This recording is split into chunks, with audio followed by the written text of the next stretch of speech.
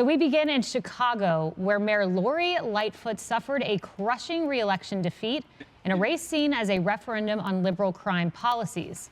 Lightfoot, once praised by the left as a political rock star for being the city's first black woman and openly gay mayor, is now the first mayor denied a second term, get this, in 40 years. Crime soared under Lightfoot's watch. Since 2019, murders jumped nearly 40%, and car thefts skyrocketed a whopping 140%. Meanwhile, a recent poll shows that an overwhelming number of Chicagoans say that the city is on the wrong track. But Lightfoot, well, she doesn't attribute her loss to any of that. Instead, she claims she was treated unfairly because she's a black woman in America. She conceded the race last night after coming in third and failing to advance to a runoff. We didn't win the election today, but I stand here with my head held high and a heart full of gratitude. And regardless of tonight's outcome, we fought the right fights and we put this city on a better path. No doubt about it. So that better path, Ryan, included the highest homicide rate in 25 years, 63% of Chicagoans not feeling safe. It's one of the rare times where you lie in your concession speech. I mean, there's nothing true with what she said. Also, did you say 60% think they're on the wrong track? The other 40% have already left Chicago, couldn't be reached for comment. All they think now, they lead the nation in empty stores because this one's beautiful city, terrible winter, but beautiful city cannot get anyone to rent their commercial real estate because they can't have businesses. The quality of life have disappeared. I mean, the Cubs even want to leave. This is terrible. No one has really performed worse than Mayor Lightfoot. Everything she's touched has turned away. Think about some of her policies. Let's only deal with journalists of color. Let's go ahead and defame and diminish the cops. And let me just add this. She also added one of the first ones, I believe, to say cops can no longer chase down would-be suspects. Go ahead and let them go. So I feel bad for the person taking over, but anything they do will look as a positive. But in that whole list, not one Republican. And it's time for Republicans to try to get back the cities. Even if you get 2% in 2023, by 2033, if your policies start to resonate, it'll be a different deal. I certainly hope so. You know, Harris, the problems for Lori Lightfoot, yes, the crime. She also made a lot of enemies. New York Times said this: the blunt, tough-talking persona that earned Mayor Lightfoot early affection and respect turned into something else, the image of a mayor with an exhausting capacity for feuds and insults, whether aimed at her own staff, city employees, or fellow elected officials. Or I'll just add to that, former White House press secretaries, because I called out crime in her city. We have the tweet. We'll pop it up.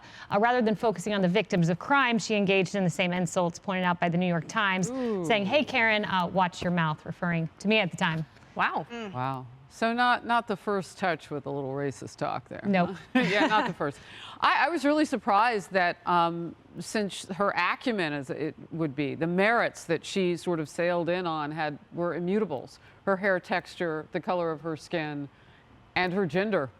But you know what? She said that the reason she might lose yesterday, I don't know if you saw her at the mics, is because there were 6 other black people in the race, and that she should be the only one. So she's been confused about those issues for a while, and I had 2 guests on, one Democrat, one Republican yesterday, and they both agreed that's going to hurt her. And a few hours later, we found out just how much. And I think that those business owners, when they were making it really, really clear that they couldn't do business because their shoppers didn't feel safe and that they were having to spend an inordinate amount of money to keep their goods inside their stores from being stolen. Smash and grab. Those business owners made a huge deal. So the question is, do they go for Vallis, one of the ones who's up now for the runoff, or do they go for Brandon, the other guy, who is farther to the left than Lori Lightfoot? They aren't that far apart in the percentages from last night. It's an interesting choice. You know, we'll see. And Emily, I do think with Lori Lightfoot, she had a proclivity for engaging in social media that perhaps marginalized the problems of her community. We remember her singing. Here's her dancing. We have some images of that will play. This just isn't a good look. And in fact, a councilman called her a great unifier because she was so good at unifying support against her. The proof is in the pudding, as we saw last night. You know, you introed this, Kayleigh, by saying how the left deemed her a political rock star. And she underscores exactly how and why you can be a political rock star and then utterly fail at your job. It is why Americans are so exhausted by politicians, because they've checked certain boxes from the left that the left deems necessary or important, and then they do nothing in that job. Keep in mind that during her role there as her tenure as mayor, that any form of criticism that was levied at her, including calling her out for those abusive emails, remember when she would email multiple times, 25 plus times, things that would get anyone in real life land fired, she said it was because of her race and her gender. And then after her concession speech, a reporter asked, were you removed because of your race and gender? And she said yes. This is someone who, if she cared so much about race and gender, would have turned a wider eye to crime, given that the majority of the victims there of crime in her city were young African-American men. Where were they? Where were the people she champions to support by lip service that were the ones dying by the hundreds under her watch? So she's an utter failure, rock star or not, she's done.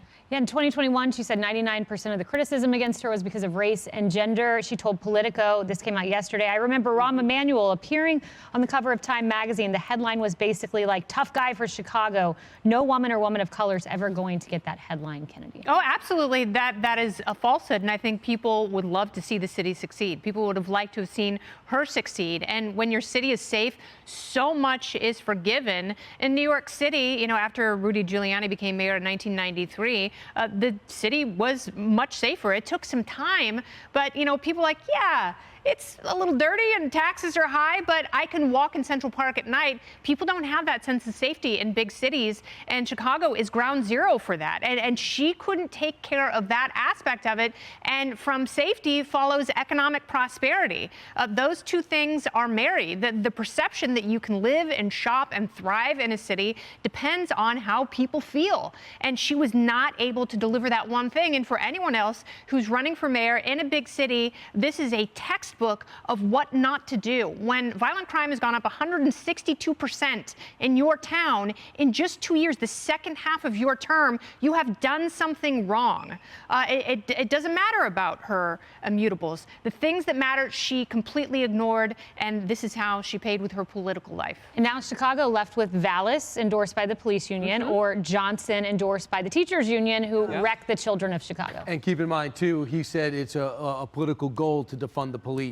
I mean, I'm sure he doesn't want to run on that now, but he absolutely said it. So the other thing to keep in mind with her is she was the one who went out of her way to turn away from Donald Trump when he offered the National Guard to straighten out the crime that's going through the roof. I'm not going to blame you. You just took over. Let me help you out, the National Guard. Instead of teaming up, she divided, she rejected. So then you knew she was a political animal right there. Well, she chose politics all the time. Remember the hairstyle? But that's her choosing herself. Right. That's she true. had During to the get pandemic. her fro done in the middle of a lockdown and then tell people that it was important because she was in the public eye. Right. She said the people of Chicago expect her to look good. And in the process of all this, she lost the teachers union, which was really interesting. So you do have this dichotomy where Johnson, worse than Mayor Lori Lightfoot, you know, he could be in control. And we saw what happened in a pandemic. The teachers unions ruled the city thanks to Lori Lightfoot. And she got, you know, keep in mind, she had half of the percentage of what the 33% was of the leader there. And I feel like what we're seeing too is sort of a mirror image of what we saw in Portland, which is essentially a buffet of socialism. So I feel like there's one hurdle down, which is that, yes, she's been removed. Thank goodness common sense has prevailed, that desperation prevailed. But I hope that the next step, to your point earlier, sure, there's no Republicans, but hopefully the at least police union endorsed candidate is the one that prevails, because the lives of Chicagoans depend on it. Hey everyone, I'm Emily Campagno. Catch me and my co-hosts Harris Faulkner and Kayleigh McEnany on Outnumbered every weekday at 12 p.m. Eastern, or set your DVR. Also, don't forget to subscribe to the Fox News YouTube page for daily highlights.